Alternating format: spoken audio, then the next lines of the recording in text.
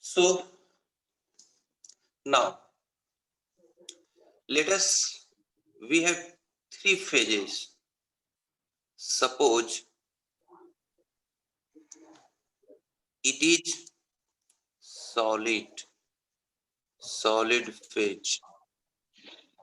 It is solid phase.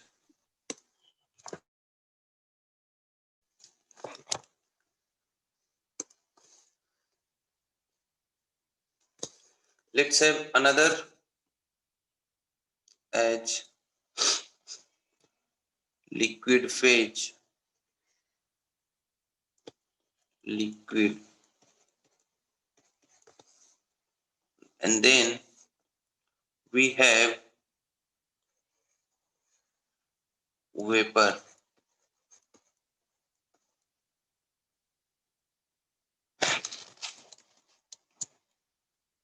Or gas. Gas. Better to be right. Gas phase. Now, when the solid, when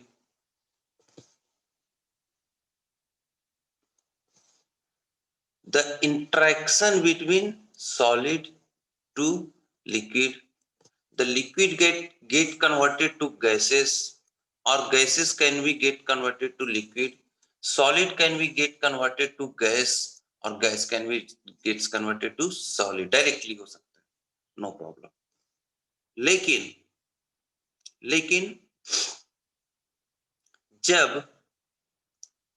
जब solid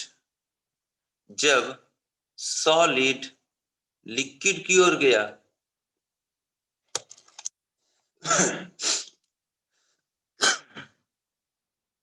जब solid liquid में बदला,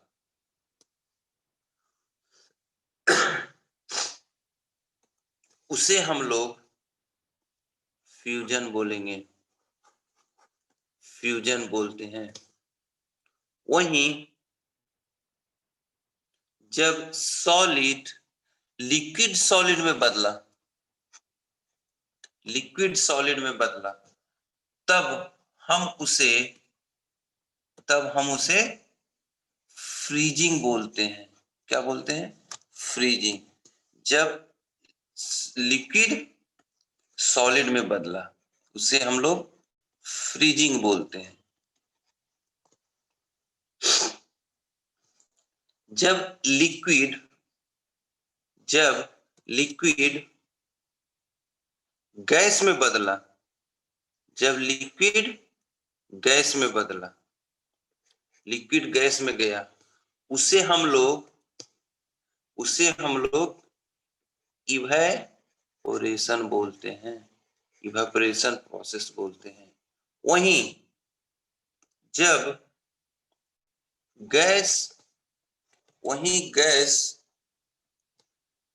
gas जब liquid में बदला, तो हम लोग उसको क्या बोलते हैं?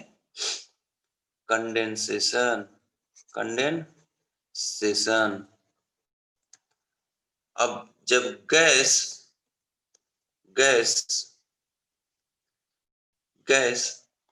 जब डायरेक्टली सॉलिड में बदल गया, तब उसे एब्लिमेशन बोलते हैं.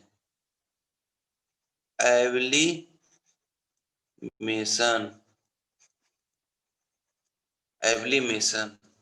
वहीं जब सॉलिड डायरेक्टली गैस में बदला, उसे सब्लिमेशन बोलते हैं. सब्लिमेशन बोलते हैं. So please note it down. यहाँ पे जब होगा सब्लिमेशन बोलते हैं. इसका मतलब क्या हो गया कि सॉलिड जब लिक्विड में बदला, उसे हम लोग क्या बोल रहे हैं? मेल्टिंग. सॉलिड से सीधे लिक्विड में बदला, तो उसको हम लोग मेल्टिंग बोलते हैं. क्या बोलते हैं? मेल्टिंग, या फिर फ्यूजन. मेल्टिंग या फ्यूजन। वहीं लिक्विड जब सॉलिड में बदला तो हम लोग क्या बोलते हैं इसको? फ्रीजिंग। फ्रीजिंग। जब लिक्विड गैस में बदल गया, लिक्विड गैस में बदल गया,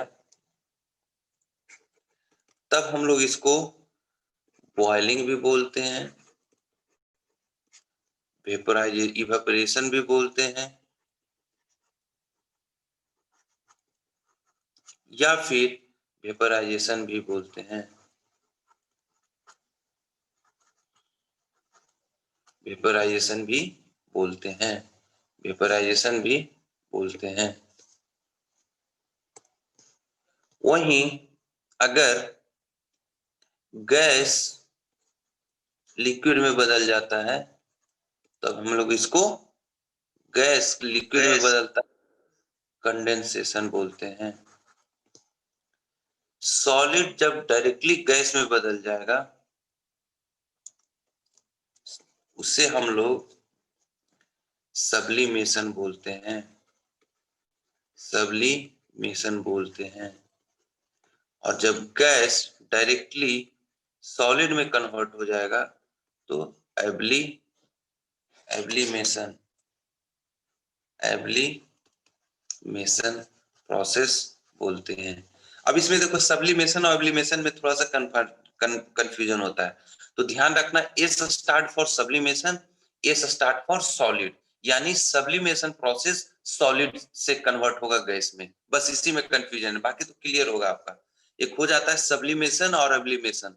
सब्लिमेशन हम सॉलिड से गैस को बोलते हैं या गैस को सॉलिड से, तो आप ये ध्यान रख सकते हो कि सॉलिड एस से स्टार्ट होता है, देयरफॉर सॉलिड सब्लिमेशन एस से स्टार्ट होता है, देयरफॉर सॉलिड से गैस में कन्वर्ट होगा। आप इस तरह का हिंट कर सकते हो क्योंकि बाद में जाकर करके आप ये कंफ्यूज्ड हो सकते हो।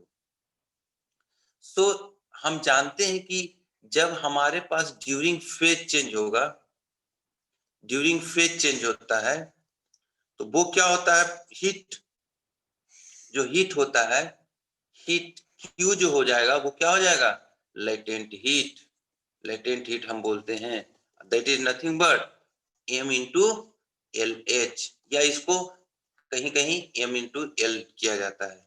वहीं for no phase, for no, ये बस रिकॉल कर रहे हैं, इसमें हम ये प्रोसेस के थ्रू हमने रिकॉल करने की कोशिश किया है। फॉर नो फेज चेंज क्या हो जाएगा, सेम, अगर क्यू होता है तो उसको क्या बोलेंगे, सेंसिबल हीट। सेंसिबल हीट, तो सेंसिबल हीट क्या होता है, m cp del T। ये फॉर्मूला हम लोग लगाते हैं, ये फॉर्मूला हम लोग लगाते हैं। ठीक है, ठीक है। So please note it down, यहाँ तक नोट डाउन कर लीजिए, यहाँ तक नोट डाउन कर लीजिए, नोट डाउन कर लीजिए।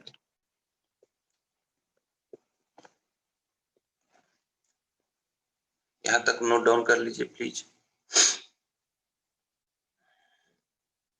यहाँ तक नोट डाउन कर लीजिए।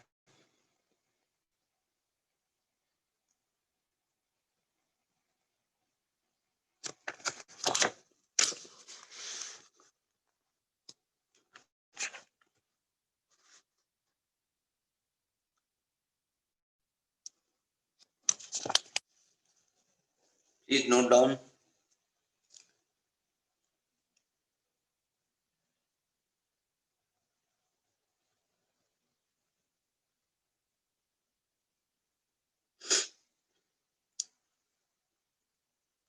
Okay, you might have note down, so हम नेक्स्ट पेज पे जा रहे हैं। सो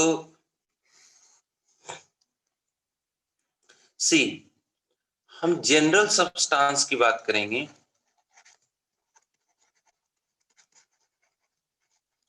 और वाटर की बात करेंगे। जनरल सब्सटेंस को जब फॉलो करते हैं तो सॉलिड से जब लिक्विड होता है, हम उसको प्रोसेस को क्या बोले थे, मेल्टिंग। तो ये जो प्रोसेस होता है ये प्रोसेस होता है एक्सपेंशन प्रोसेस, एक्सपेंड करता है जब सॉलिड से लिक्विड होता है तो। वहीं लिक्विड से अगर सॉलिड कन्वर्ट हुआ तो किसको क्या बोलेंगे? फ्यूजन, फ्यूजन या फ्रीजिंग। इस केसेस में क्या होता है? ये कॉन्ट्रैक्ट होता है, कॉन्ट्रैक्शन होता है। लेकिन जब हम वाटर का बात करेंगे, जब हम वाटर का बात करेंगे तो इसका बिहेवियर बाकी जनरल सब्सटेंसेस से बिल्कुल उल्टा होता है। मतलब क्या होता है? जब ये सॉलिड से लिक्विड में होता है, जो कि मेल्टिंग बोलेंगे, मतलब क्या हो गया? Solid melting. मतलब सॉलिड में क्या है? आइस रहेगा और लिक्विड में वाटर। जब आइस से वाटर होता है उस प्रोसेस को मेल्टिंग बोलते हैं, और इस दौरान कॉन्ट्रैक्शन होता है, कॉन्ट्रैक्ट कॉन्ट्रैक्ट करता है। जनरल सारा सब्सटेंस क्या होता है? सॉलिड से लिक्विड जब कन्वर्ट करेगा तो एक्सपैंड करेगा। वही वाटर जब सॉलिड से लिक्विड कन्वर्ट होता है तो कॉन्ट्रैक्ट करता है। और जब लिक्विड से सॉलिड में कन्वर्ट होता है, लिक्विड से सॉलिड में कन्वर्ट होगा, दैट इज को क्या कहलाएगा? फ्रीजिंग या फ्यूजन। इसको में क्या हो जाएगा? ये एक्सपैंड करता है, ये एक्सपैंड करता है। मतलब क्या हो गया? वाटर जब आइस में कन्वर्ट हो जाएगा, वाटर जब आइस में कन्वर्ट होगा तो एक्सपैंड करता है, यानी वॉल्यूम क्या हो रहा है? उसका बढ़ जा रहा है। वॉल्यूम क्या हो रहा है? बढ़ जा रहा है। वॉल्यूम बढ़ जा रहा है। ये कैरेक्टरिस्टिक्स है किसका? वाटर का। ये कैरेक्टरिस्टिक्स है वाटर का। ये कैरेक्टरिस्टिक्स है वाटर का। अब अगर हम एक ड्रॉ करने की कोशिश कर रहे हैं, प्रेशर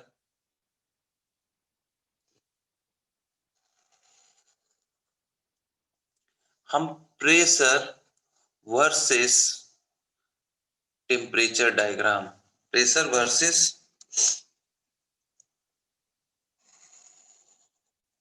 टेम्परेचर डायग्राम, हम प्रेशर वर्सेस टेम्परेचर डायग्राम अगर हम ड्रॉ करते हैं तो देखिए, इस केसेस में हम क्या देखेंगे कि ध्यान दीजिएगा, इसमें ये हो गया एक कर्व, दूसरा कर्व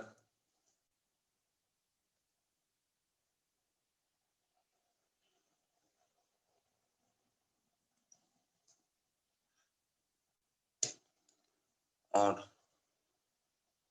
तीसरा कर्व।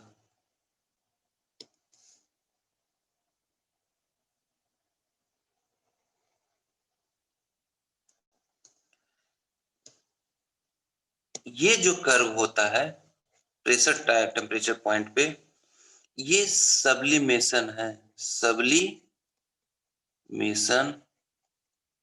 कर्व। मतलब कि ये रीजन जो होगा वो सॉलिड रीजन होगा, ये रीजन वेपर रीजन होगा, और ये रीजन क्या होगा? लिक्विड रीजन का। तो सॉलिड से जो वेपर में कन्वर्जन होगा सब्लिमेशन, या वेपर से सॉलिड में अब्लिमेशन। वहीं लिक्विड से जो वेपर होगा इसको वेपराइजेशन कर्व हम लोग बोलेंगे, वेपराइजेशन कर्व ये हो जाएगा। और ये वाला कर्व जो हो जाएगा सॉलिड से लिक्विड, तो क्या हो जाएगा? Fusion curve, fusion curve, fusion curve. ठीक है, ये जनरल सब्सटेंसेस का। वहीं जब हम वाटर का देखेंगे तो इस केसेस में देखिए फ्यूजन कर्व का स्लोप क्या है? पॉजिटिव है। स्लोप हम किसी पॉइंट पे भी निकालेंगे तो ये क्या होता है? ये जो कर्व होता है वो क्या होता है? पॉजिटिव। वहीं ये जो कर्व हो जाता है वो निगेटिव हो जाता है। तो ये जो कर्व हम यहाँ देखेंगे तो ये फ्यूजन कर्व है, ये है फ्यूजन कर्व जो कि पॉजिटिव है। वहीं जब वाटर के केसेस में लेते हैं तो वाटर के केसेस में यही कर्व यही कर्व वाटर के केसेस में निगेटिव हो जाता है, निगेटिव हो जाता है। ये किसका कर्व है? H2O का फ्यूजन कर्व है, H2O का फ्यूजन कर्व है, जो कि निगेटिव स्लोप होता है, निगेटिव स्लोप होता है, निगेटिव स्लोप होता है। किस पे? पीटी डायग्राम पे वाटर के लिए फ्यूजन कर्व निगेटिव होता है, वहीं बाकी सारा सब्सटेंसेस के लिए फ्यूजन कर्व पॉजिटिव होता है। अब ये देखिए, इसमें एक ऐसा ये पॉइंट है, ये वाला पॉइंट पे कंसंट्रेट कीजिए, ये वाला पॉइंट पे। इस पे सिमल्टेनियसली सॉलिड भी एग्जिस्ट कर रहा है, लिक्विड भी एग्जिस्ट कर रहा है और वेपर भी एग्जिस्ट कर रहा है। सॉलिड भी एग्जिस्ट कर रहा है, लिक्विड भी एग्जिस्ट कर रहा है और वेपर भी एग्जिस्ट कर रहा है। ठीक है, और ये हमारा वेपराइजेशन कर्व है। यहाँ पे भी एक पॉइंट कवर करेगा वेपराइजेशन कर्व के टॉप में। तो इस पॉइंट को, चूंकि ये तीनों solid, liquid and vapour phase simultaneously exist करता है, सो दिस स्टेट या this is called as, this point is called as triple point. This is called as triple point. Triple point क्या होता है? एक ऐसा पॉइंट जहां तीनों स्टेट सिमल्टेनियसली एग्जिस्ट कर रहा हो, और लिक्विड और वेपर के केस में ये हो जाएगा क्रिटिकल पॉइंट। ये होता है critical point, critical point, critical, critical point, critical point, critical point, critical point, critical point, critical point होता है। ठीक है, ये पीटी डायग्राम पे ध्यान दीजिए, क्या है? पीटी है। पीटी डायग्राम पे ट्रिपल पॉइंट भी एक पॉइंट मिलता है और क्रिटिकल पॉइंट भी पॉइंट मिलता है। देखो, पॉइंट को फॉर्म में क्या लिख सकते हैं? शॉर्ट फॉर्म में अगर लिखना हो तो पीटी लिख सकते हैं। तो आप इस चीज से ध्यान दीजिएगा कि पीटी कर्व में चाहे वो ट्रिपल पॉइंट हो या क्रिटिकल पॉइंट हो, दोनों क्या होगा? पॉइंट ही होगा। ये पूछा, गेट में पूछ देता है कि what will be the triple point and critical point on PT diagram, तो पॉइंट हो जाएगा। And what will be the triple point या ट्रिपल पॉइंट क्रिटिकल पॉइंट, दोनों क्या होगा? पॉइंट होगा। किस पे? ट्रिपल पॉइंट पे, ट्रिपल पॉइंट पे।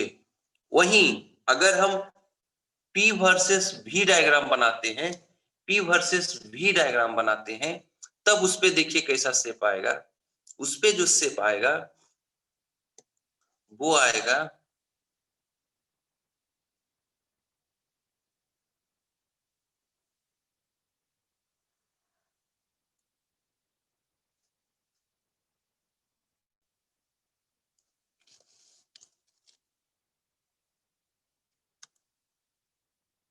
सर ये H2O नेगेटिव स्लोप क्या है सर? फ्यूजन कर्व है।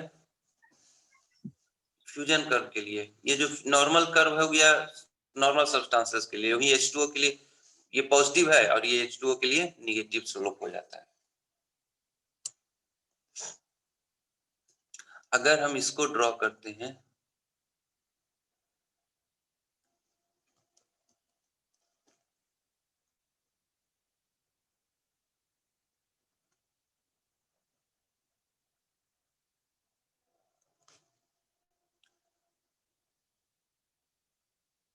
देखो ये जो है हमने स्टडी अभी तक किया था, ये डोम कैसे बनता है, ये डोम हमने अभी स्टडी किया था। अगर हम इसमें ये लिखते हैं कि कौन सा फेज में है, तो ये हो जाएगा वेपर फेज में, ये हो जाएगा लिक्विड प्लस वेपर फेज में, ये हो जाएगा लिक्विड फेज में, और ये होता है सॉलिड फेज में, और ये सॉलिड प्लस लिक्विड फेज में, और ये हो गया सॉलिड प्लस वेपर फेज में। तो देखिए, अगर हम इस लाइन की बात करते हैं, इस लाइन का देखिए, यहाँ पे भी solid plus liquid plus vapour exist कर रहा है, यहाँ पे भी solid plus liquid plus vapour, यहाँ पे भी, मतलब हर एक इतना इस लाइन के करस्पॉन्डिंग चाहे जो भी स्टेट होगा, हर एक स्टेट पे क्या एग्जिस्ट करेगा? Solid plus liquid plus vapour एक साथ एग्जिस्ट करेगा। मतलब जो ट्रिपल पॉइंट मिल रहा है, यहाँ पे भी ट्रिपल पॉइंट, यहाँ पे भी, यहाँ पे भी, यहाँ पे भी, हर एक जगह पे ट्रिपल पॉइंट मिल रहा है। Therefore, on PV diagram, on PV diagram, triple point क्या होता है? एक लाइन के रूप में होता है। ट्रिपल पॉइंट क्या होता है? एक लाइन के रूप में। ये क्या हो जाएगा? Triple point. ट्रिपल पॉइंट ये सब जो आया एक्सपेरिमेंट के थ्रू, जो देखिए ये वाला कर्व हमने ड्रॉ करने के लिए आपको समझा दिया था, आप समझ गए होंगे कैसे डॉम फॉर्म होगा। वैसे ही सॉलिड और लिक्विड के केसेस में एक्सपेरिमेंट करेंगे तो एक फॉर्मेशन होगा, सॉलिड प्लस वेपर के केसेस में एक्सपेरिमेंट करेंगे तो ये शेप मिलेगा। देयरफॉर ये एक्सपेरिमेंटल पे ये सारा ऑब्जर्वेशन किया गया है, उस पे ये पाते हैं कि जब पीवी डायग्राम रहता है तो उस केसेस में ट्रिपल पॉइंट क्या होता है? एक लाइन होता है, एक लाइन होता है, एक लाइन होता है, एक लाइन होता है। ठीक है। सो अगर हम ये ट्रिपल पॉइंट यहाँ पे क्या हो जाएगा, कोई पूछ दे कि what will be the triple point on PT diagram and PV diagram, तो आपको आंसर करना होगा कि पीटी डायग्राम पे ट्रिपल पॉइंट एक पॉइंट होता है और पीवी डायग्राम पे एक लाइन होता है। ठीक है। तो आप इसको एक नोट के रूप में हम यहाँ लिख दे रहे हैं कि on pressure versus temperature diagram triple point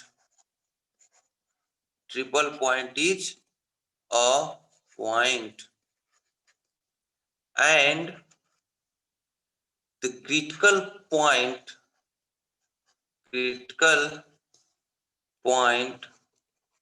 is a point also, उसके बाद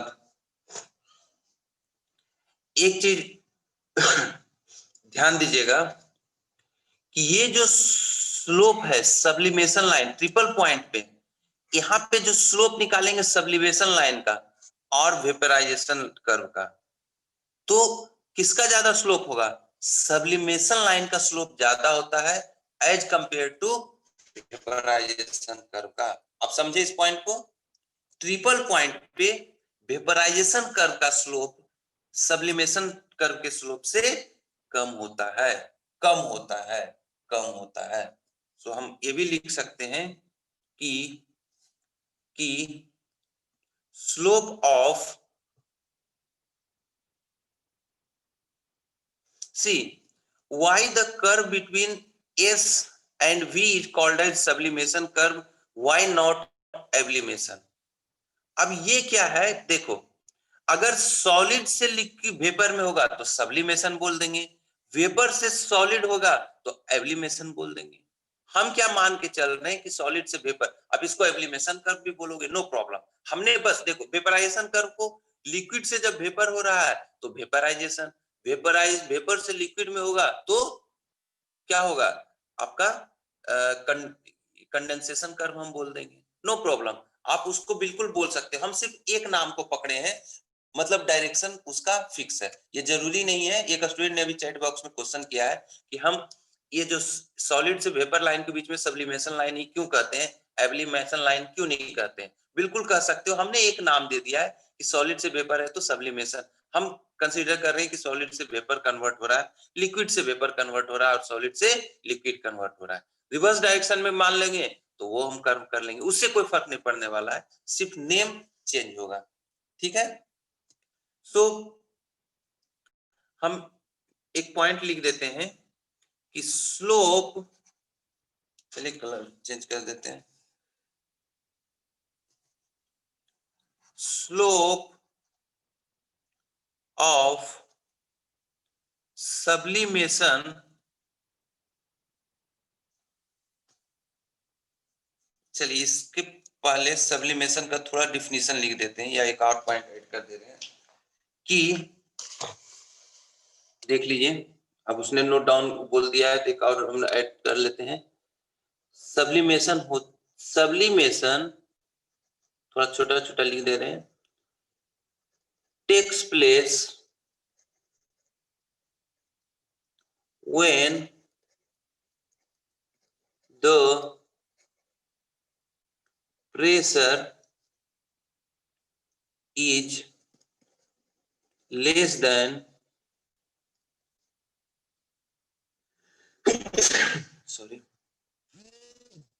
triple point pressure, triple point pressure.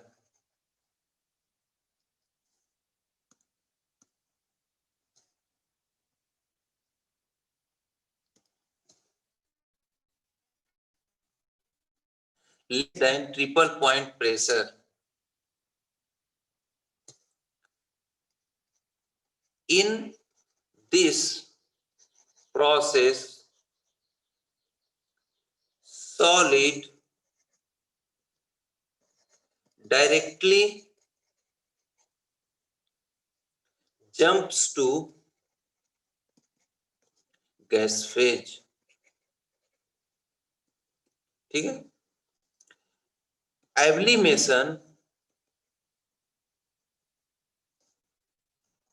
is reverse of sublimation.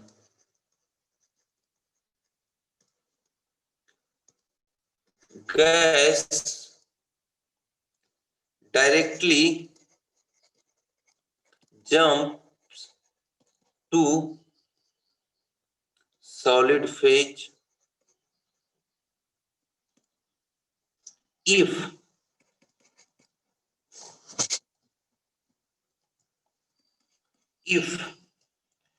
pressure is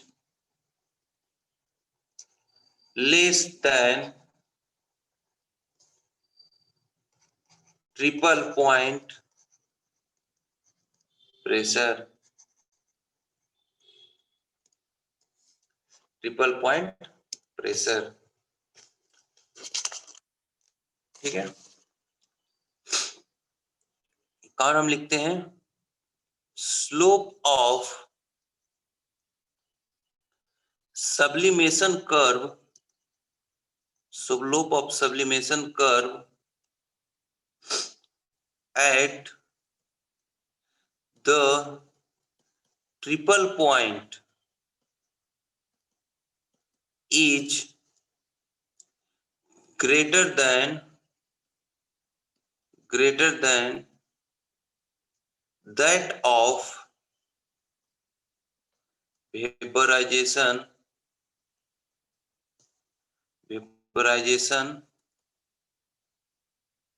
curve. So at triple point पे क्या होता है, जो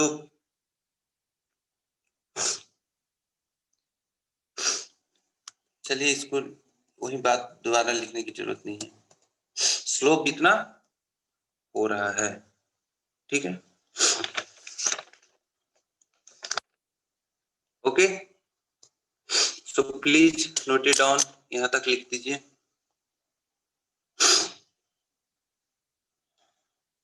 प्लीज नोट इट डाउन, यहां तक note down कर लीजिए. एक और पॉइंट यहां पर से हम एक ऐड कर देते हैं, लिख ही देते हैं.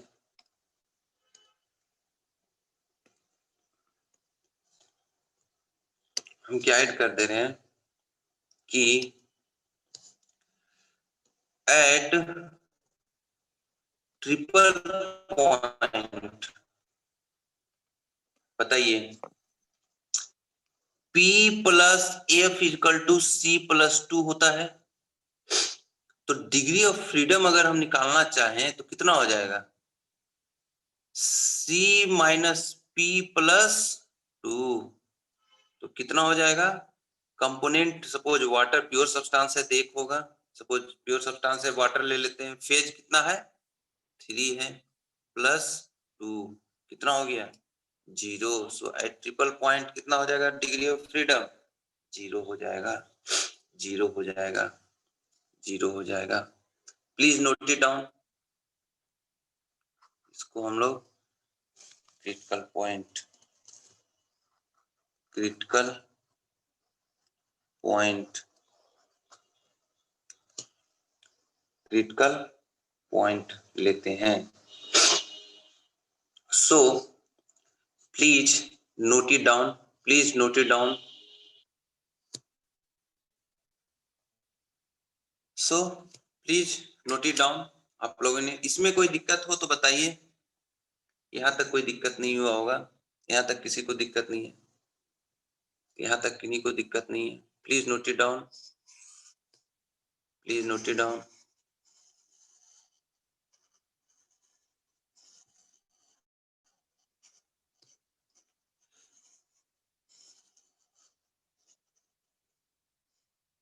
अब क्या है, ये सब सारा जो प्रॉपर्टी है ना वो एक्सपेरिमेंट के थ्रू परफॉर्म किया गया है और उसे एक टेबल के रूप में कन्वर्ट करके रखा गया है, टेबल के रूप में रखा गया है, टेबल के रूप में कन्वर्ट करके रखा गया है.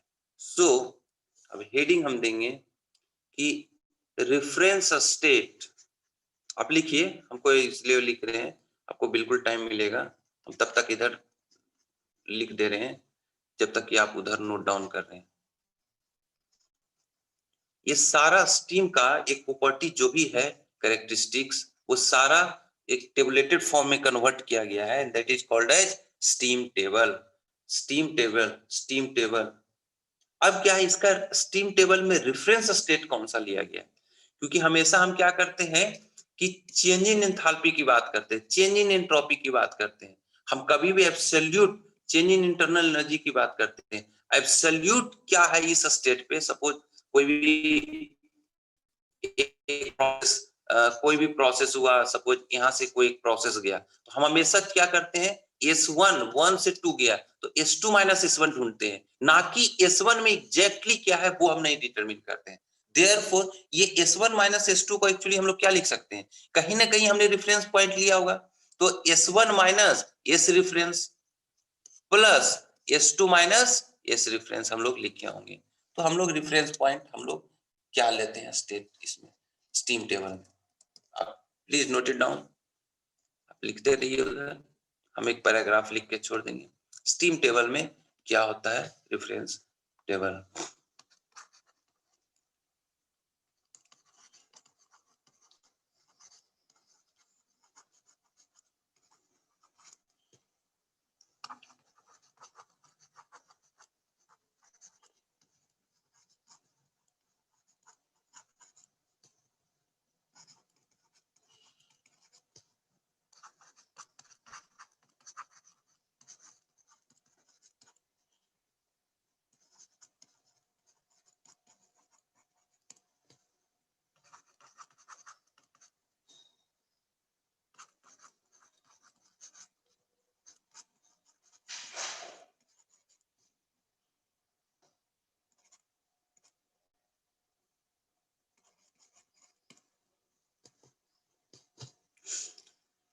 रेफरेंस कौन सा स्टेट होता है स्टीम टेबल में? रेफरेंस स्टेट हमेशा ट्रिपल पॉइंट ऑफ वाटर को हम लोग जीरो लेते. ट्रिपल पॉइंट ऑफ वाटर पे हम इंटरनल एनर्जी और एंट्रोपी सैचुरेटेड लिक्विड का आर्बिट्रली हम लोग जीरो ले लेते हैं. वहां पे हम जीरो मानते हैं कि जीरो होता होगा. अब जैसे मान लीजिए हम लोग क्या करते हैं, कोई डिस्टेंस है, हम हमेशा एक इस डिस्टेंस को क्या मान लेते हैं, 0 माइल.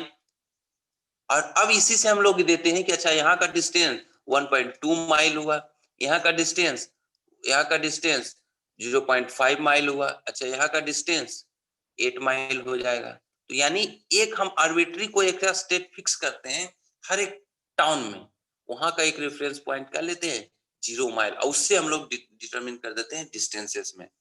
उसी तरीके से हम लोग जीरो जो वैल्यू लेते हैं ट्रिपल पॉइंट ऑफ वाटर पे सिचुएटेड लिक्विड का इंटरनल एनर्जी और एंट्रोपी को जीरो मानते हैं, बट एक्चुअली में जीरो होता नहीं है, वो सिर्फ रेफरेंस पॉइंट लिया जाता है ताकि हमारा डिस्कशन अंडरस्टैंडिंग बन सके. ठीक है, please note it down, please note it down. उसके बाद टाइम समाप्त हो रहा है, आप दोबारा please reconnect again after writing it. आपको दोबारा रिकनेक्ट करने की जरूरत पड़ेगी।